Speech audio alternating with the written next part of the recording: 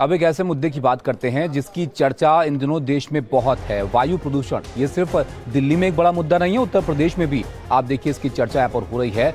एक इंटरेस्टिंग तस्वीर उत्तर प्रदेश में आज देखने को मिली विधानसभा में, जहां पर सदन की कार्रवाई में समाजवादी पार्टी के विधायक हैं जाहिद बेग, वो खराब AQI का मुद्दा उठा रहे थे और इसका विरोध करते हुए नजर आए और ऑक्सीजन सिलेंडर और AQI पोस्टर के साथ साइकिल से विधानसभा पहुंचे और इस मुद्दे को उठाते हुए वहां पर वो नजर आए। AQI जो है आप देख रहे हैं, इसकी वजह से मैच हमारा कैंसिल हो गया।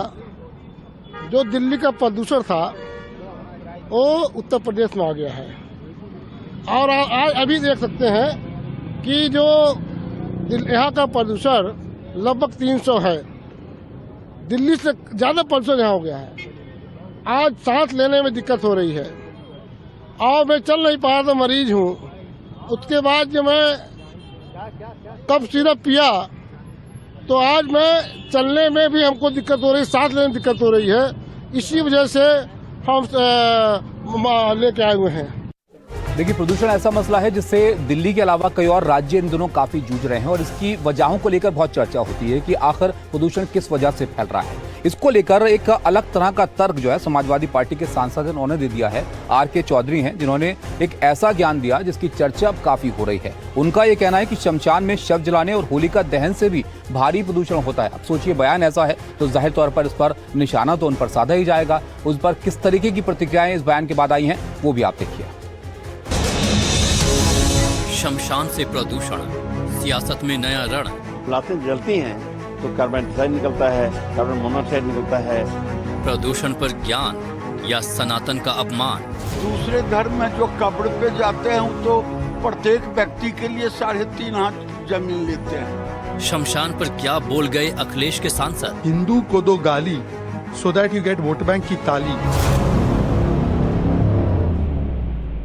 पूरे देश में लाशें जलाई जाती हैं और लाशें जलती हैं तो कार्बन डाइऑक्साइड निकलता है, कार्बन मोनोऑक्साइड निकलता है और कार्बन जलता है, नहीं ऑक्सीजन जलता है, खपत होती है। ये तो उल्टा हुआ। पूरे देश में कम से कम 5 करोड़ स्थानों पे एक साथ होली दहन होता है, उससे कार्बन डाइऑक्साइड निकलता है, ऑक्सीजन निकलता है और नहीं ऑक्सीजन का खपत होती है, कार्बन डाइऑक्साइड, कार्बन मोनोऑक्साइड निकलता है। ये नेता समाजवादी पार्टी के सांसद हैं और इनका नाम है RK चौधरी।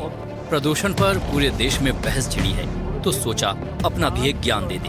प्रदूषण पर ज्ञान देते देते चौधरी साहब सनातन का भी अपमान कर बैठे। अपमान कोई ऐसा वैसा नहीं, बल्कि शमशान में शव जलाने और होलिका दहन पर सवाल उठा दिया।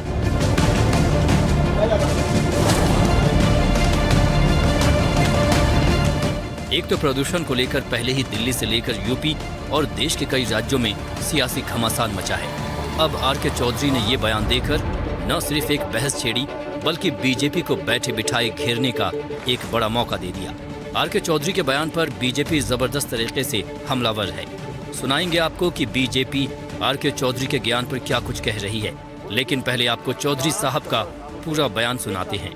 पूरे देश में लाशें जलाई जाती हैं और लाशें जलती हैं तो कार्बन डाइऑक्साइड निकलता है, कार्बन मोनोऑक्साइड निकलता है और कार्बन जलता है, नहीं ऑक्सीजन जलता है, खपत होती है। ये तो उल्टा हुआ। ऐसे लाशें जलती हैं और हमारा एक त्योहार है होली दहन का। पूरे देश में कम से कम 5 करोड़ स्थानों पे एक साथ होली दहन होता है, उससे कार्बन डाइऑक्साइड निकलता है, ऑक्सीजन निकलता है और नहीं ऑक्सीजन का खपत होती है, कार्बन डाइऑक्साइड, कार्बन मोनोऑक्साइड निकलता है, उससे नुकसानदायक है। तो कहीं न कहीं हमारा जो देश है वो पर्यावरण बहुत गंभीर नहीं है। ये बात मानी जा सकती है कि देश में लोग प्रदूषण को लेकर ज्यादा गंभीर नहीं है, लेकिन इसे शमशान और होलिका दहन से जोड़ने की क्या जरूरत थी, ये समझ से परे है। पूरे देश में कम से कम 5 करोड़ स्थानों पे इसका ज्ञान तो खुद चौधरी साहब के पास ही होगा। RK चौधरी के इस बयान पर गिरिराज सिंह ने बड़ा हमला बोला है। गिरिराज सिंह ने कहा कि पता नहीं वो हिंदू हैं या मुसलमान। चौधरी को नसीहत देते हुए कहा कि वो अपना धर्म बदल लें। जो कह रहे हैं वो धर्म बदल लें। RK चौधरी मैं नहीं जानता हूं कि मुसलमान है कि हिंदू हैं। तो हिंदू धर्म में जलाने से हम तो एक ही जगह 3.5 हाथ, दूसरे धर्म में जो कब्र पे जाते हैं तो प्रत्येक व्यक्ति के लिए 3.5 हाथ जमीन लेते हैं। आरके चौधरी के बयान को बीजेपी ने आड़े हाथों लिया है। यूपी के डिप्टी सीएम केशव प्रसाद मौर्य ने कहा कि जो समाजवादी पार्टी में जाता है वो खुद प्रदूषित हो जाता है। तो वहीं शहजाद पूनावाला ने कहा कि उन्हें सिर्फ हिंदुओं का अपमान करना आता है। दरअसल पूरी की पूरी समाजवादी पार्टी सनातन संस्कृति के खिलाफ जितने भी बयान दे सकते हमेशा देते हैं। उनसे पूछिए कि अपने परिजनों के साथ जब दुख की घड़ी आती है तो वो क्या अभी तक किए हैं, उस पर भी अपना स्टैंड क्लियर करें।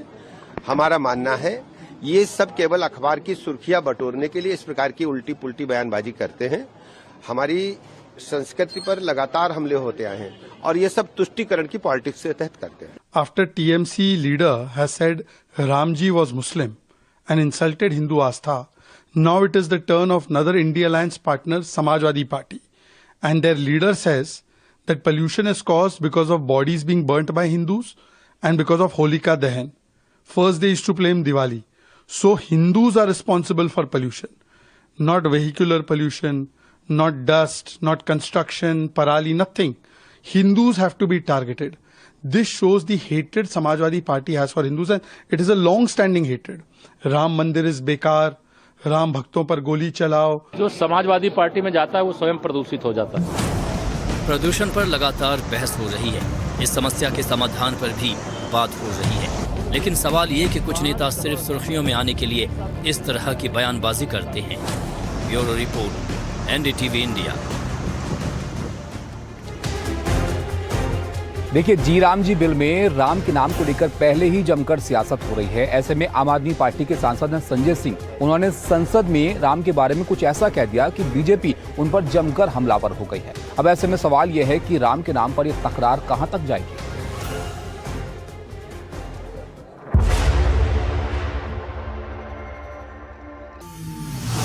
राम मर्यादा का नाम है, राम आदर्श का नाम है। राम के नाम में चरित्र होना चाहिए, वरना तो हराम में भी राम लिखा हुआ है। राम का नाम, कब तक संग्राम? राम पर तकरार, सियासत जोरदार। राम का नाम लगा लेने मात्र से राम के नाम पर क्या बोल गए संजय सिंह? राम के नाम में चरित्र होना चाहिए, वरना तो हराम में भी राम लिखा हुआ है। वरना तो हराम में भी राम लिखा हुआ है।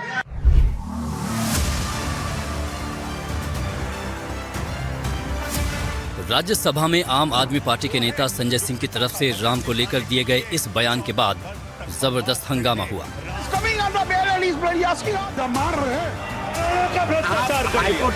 बात कर रहे हैं। जी राम जी बिल में राम के नाम को लेकर संजय सिंह सदन में बोल रहे थे। बोलते बोलते इतना बोल गए कि हराम में भी राम का नाम है। राम हमारे लिए आदर्श हैं, राम हमारे लिए आराध्य हैं, राम हमारे लिए देवतुल्य हैं। अरे राम वो है जो पिता का वचन निभाने के लिए 14 वर्ष तक वनवास में रहे। राम वो है जिसने लंका का नाश किया। और राम चरित्र का नाम है, राम मर्यादा का नाम है, राम आदर्श का नाम है। राम के नाम में चरित्र होना चाहिए, वरना तो हराम में भी राम लिखा हुआ है। वरना तो हराम में भी राम लिखा हुआ है। इसलिए राम का नाम लगा लेने मात्र से आपके गुनाह नहीं छिप जाएंगे। संजय सिंह के इस बयान पर बीजेपी ने करारा हमला बोला है।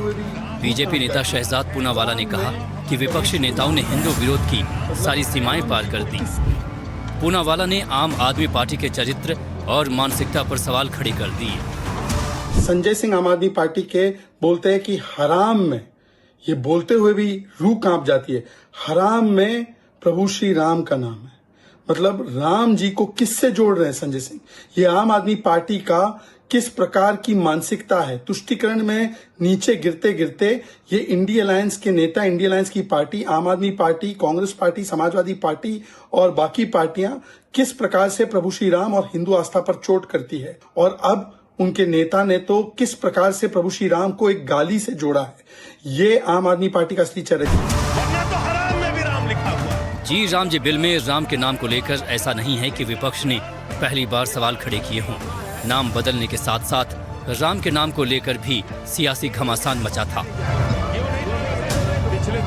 2 दिन पहले ही नैनीताल से बीजेपी के सांसद अजय भट्ट ने चुटीले अंदाज में विपक्ष पर करारा हमला बोला था, तो वहीं समाजवादी पार्टी के सांसद अवधेश प्रसाद ने इसको लेकर सवाल उठाए थे। लड़की की शादी न हो रही हो, नौकरी नहीं लग रही हो, घर में कहीं पर ऊफा पटा हो रही हो, पत्नी में नहीं बन रही हो, पति में लड़का बिगड़ गया हो, और तो और गाय अगर दूध नहीं दे रही हो तो आप श्री राम जय जय राम कह दीजिए, काम निकल जाएगा। तो इंटेंशन कहाँ गलत है? तो हमारी तो राम सर्वोपरि है, और ये भारतीय जनता पार्टी के लोग राम के नाम पर व्यापार करते हैं, राम के नाम पर राजनीति करते हैं, और राम के नाम पर क्या कहे थे चुनाव में 24 में, हम राम को लाए हैं, राम हमें लाएंगे, ये था चुनाव में 24 में। तो राम तो अवधेश प्रसाद को लाए। तो राम सर्वोपरि है, राम किसी एक पार्टी के नहीं है, राम तो विश्व के कल्याण के लिए बहुत दिन पहले आए हैं।